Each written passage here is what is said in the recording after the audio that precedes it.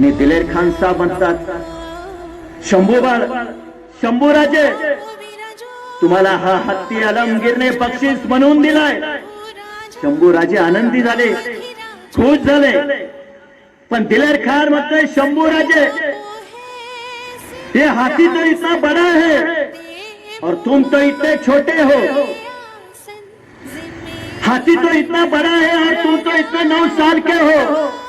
तुम तो इतने छोटे हो. इतना बड़ा हाथी आप आगरा से महाराष्ट्र कैसे ले जाओगे.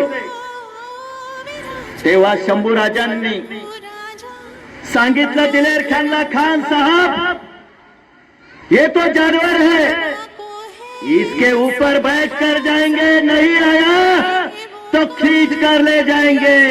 लेकिन खान साहब, हमारे अब्बा साहब ने आपको जो 23 किले दिए हैं वो महाराष्ट्र से आगरा कैसे ले आओगे.